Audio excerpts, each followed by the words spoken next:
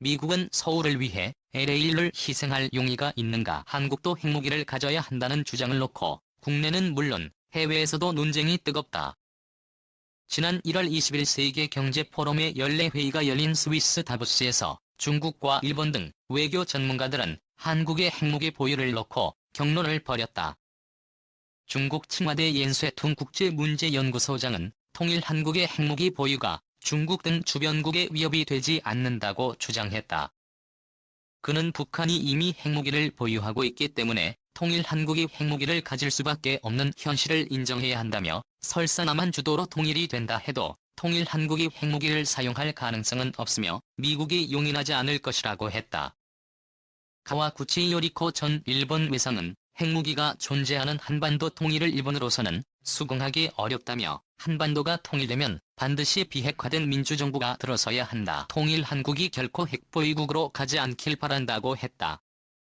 한국의 소위 자위적 핵무장론을 둘러싸고 한국의 핵무기 보유를 주장하는 측은 북핵의 용도를 상쇄하자는 것인데 그런 논의조차 못한 데서 야자유 국가 자국민이라 할 수 있겠는가라고 주장한다. 대한민국의 핵보유 당부론에 대한 독자들의 이해를 위해 북핵 전문가 지상토론회 장을 마련했다. 과연 한국의 핵무장을 미국 등 주변국이 반대할 것인가? 한국의 핵보유가 일본 등 아시아 주변국의 핵 확산을 촉발할 것인지 1층은 자유기업원 부원장과 전성훈 통일연구원 선임연구위원의 주장을 지상중계한다. 나는 이래서 찬성한다. 대한민국도 지렛대를 갖고 있다는 사실을 스스로 깨달을 때다. 2000군 한국경제연구원 외교안보연구실장 한국도 핵무장을 갖추어야 한다는 여론이 급격히 증대되고 있다. 지난 2월 25일자는 2월 18일부터 전국 성인 남녀 1000명을 상대로 여론조사를 실시한 결과 핵무장에 관해 긍정적인 답변이 66.8%였다고 밝혔다. 반면 지지하지 않는다는 답변은 대체로 지지하지 않는다와 전혀 지지하지 않는다를 합쳐 29.1%로 조사됐다. 다른 여론조사들도 약 3분의 2가 한국 국민이 핵무장을 지지하고 있음을 보여주며 인터넷을 통해 약식으로 조사되는 경우 80% 이상의 한국 국민이 핵무장을 지지하는 경우도 보인다. 한국 국민들이 이처럼 핵무장을 선호하게 된 이유 중 하나는 물론 2010년 1년 내내 북한에 속절없이 당했다는 분노의 발로라는 감정적인 요소다. 그러나 국제정치학의 학술적 측면에서 볼 때 대한민국의 핵무장을 심각하게 고려하지 않을 수 없는 상황에 도달했음을 부인할 수 없다. 물론 대한민국이 핵무장을 결심하고 이를 실행에 옮기는 일이 쉬운 일은 아니다. 한국이 핵무기를 개발 보유하기 위해서는 우선 국제사회에 대한 약속과 비록 현실적으로는 북한에 의해 무참히 파기된 것이나 다름없는 것이기는 하지만 남북한 간에 약속했던 기본 합의서의 핵무장 포기 약속을 버려야 하는 부담이 있다. 더 나아가 한국의 핵무장 결심은 핵확산 금지에 노심초사하고 있는 동맹국 미국의 입장을 어렵게 하는 일이 될 것이며 한미동맹을 불편하게 만들지도 모를 일이다. 한국의 핵무장 결정은 그러지 않아도 대단히 취약한 동북아시아의 국제정치와 안보구조를 혼돈 속으로 몰아넣을 것이라는 사실은 불을 보듯 뻔하다. 그럼에도 불구하고 대한민국의 핵무장을 심각하게 고려할 수밖에 없는 이유들이 있다. 2009년 5월 26일 평양의 평양체육관에서 북한의 2차 핵실험 성공 자축기념 군중대회가 열렸다. 실패로 돌아간 국제사회의 북한 핵폐기 노력. 2009년 5월 25일 일본 도쿄에서 외국인들이 북한의 핵실험 소식을 보도한 요미우리 신문의 호외판을 보고 있다. 이날 북한은 조선중앙통신을 통해 주체 98년 5월 25일 또 한 차례의 지하 핵실험을 성공적으로 진행했다고 발표했다. 우선 대한민국의 핵무장을 고려해야 하는 가장 큰 이유는 국제사회가 북한의 핵무장을 막는 데 실패했다는 엄연한 사실이다. 북핵 문제가 처음 제기된 것은 1980년대 후반의 일이었다. 공산주의 진영의 붕괴와 더불어 냉전 체제가 종식된 이후 북한은 체제 개혁이 아닌 핵무장을 통해 체제의 안전을 보장받으려 했다. 김정일 정권은 개혁 개방에서 살아남을 수 없는 태생적인 한계가 있다. 그래서 국가 경제를 살리는 개혁 개방 대신에 정권을 유지시키는 핵무장과 고립을 선택했던 것이다. 북한 핵을 협상에 의해 해결하겠다는 발상은 애초부터 한계가 있을 수밖에 없었던 일이다. 김정일 정권은 안전을 보장해주는 확실한 방법이 제공되면 핵무장을 포기할 수 있을 것이라고 미국에 제안했다. 김정일 정권이 생각하는 확실한 방법이란 한미동맹을 극장내는 일이다. 즉 한국을 무력 통일할 수 있는 길을 터달라는 얘기다. 북한 핵개발을 막는다는 허무한 목적 아래 팀스피리트 훈련도 폐지됐고 주한 미군 전술핵도 모두 철거됐다. 미국은 1994년 10월 21일 제네바에서 북한이 핵개발 노력을 동결하는 대가로 경수로 발전소를 지어주겠다고 약속했다. 동결은 폐지와는 본질적으로 다른 말이다. 북한이 더 이상 핵을 만들지 않겠다고 약속하면 그것이 동결이다. 이미 핵이 한두 발이 있었다면 그것을 유지하는 것이 동결이다. 미국의 북한 핵 해결 방식이 그랬다. 혹시 있을지도 모를 북한 핵일에서 한 발은 눈 감아 줄 수 있다는 것이 제네바 핵 합의의 본질이었다. 이걸 우리는 북핵 해결이라고 기뻐했다. 물론 북한은 핵 개발을 동결하지도 않았다. 1994년 이후 북한의 핵 개발은 농축 우라늄을 통한 것이었고 그것이 다시 밝혀진 것이 2001년 10월 17일이었다. 7월 3일 북한을 방문했던 미국 국무차관보 제임스 켈리 일행은 북한 측으로부터 우라늄 농축을 통한 핵 개발 계획이 진행 중에 있다는 사실을 실토받았다. 미국의 추궁에 당황한 북한 측은 그래 있다 어쩔래, 더 강력한 것도 있다고 응수했다.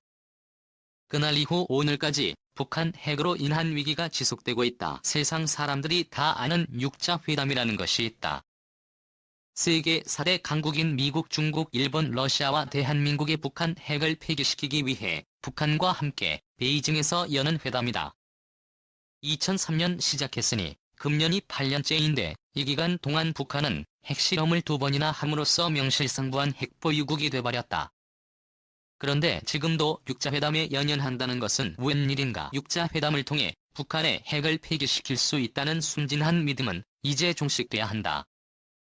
천안함 사건에서조차 북한을 두둔하는 중국과 러시아가 참여하는 육자회담이 어떻게 북한 핵을 폐기시킬 수 있다는 말인가?